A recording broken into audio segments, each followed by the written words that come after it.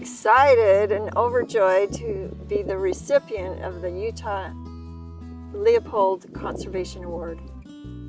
The Bennion Ranch is basically a cow-calf operation, and recently we have added retained ownership of our sale calves, and we sell them farm to table. We run on 2,000 private acres and over 6,000 Forest Service permitted acres.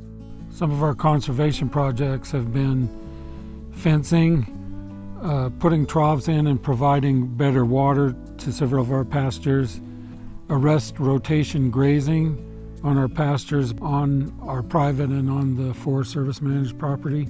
We've removed a lot of juniper and trees to help with the sage grouse. Recently I've been attempting regenerative agriculture, cover crops on our crop land, growing multiple species. This hillside was chained in 2008, double chained and seed flown on between the chainings.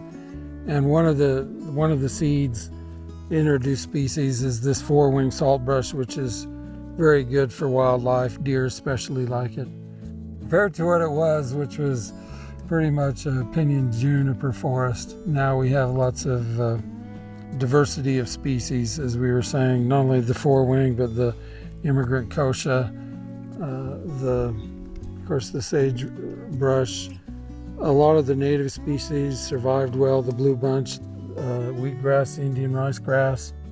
One of the first things we did in all of the conservation efforts was to get some good fences so we could keep the cattle where they should be, so the land wouldn't be overgrazed.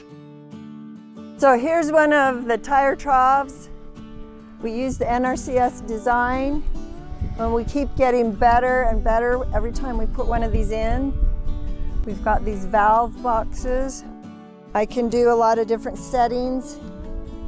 I can have the water run through the trough and back on down the line. I can isolate this trough. I can turn it off.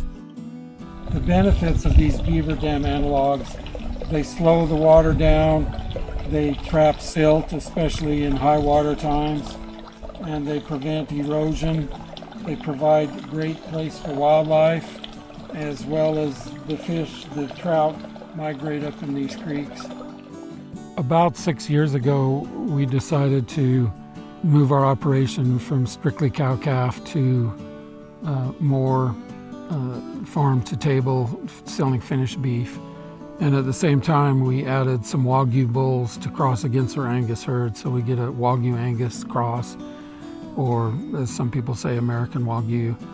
And so we've been ramping up for the past few years and going through local butchers that are USDA inspected, and it's increased our gross sales tremendously, and I think help improve the long-term sustainability of the ranch, as well as, talk about outreach to these customers. We have a feeling that we need to share the ranch with other people and help them understand conservation and what it takes to put food on their plates.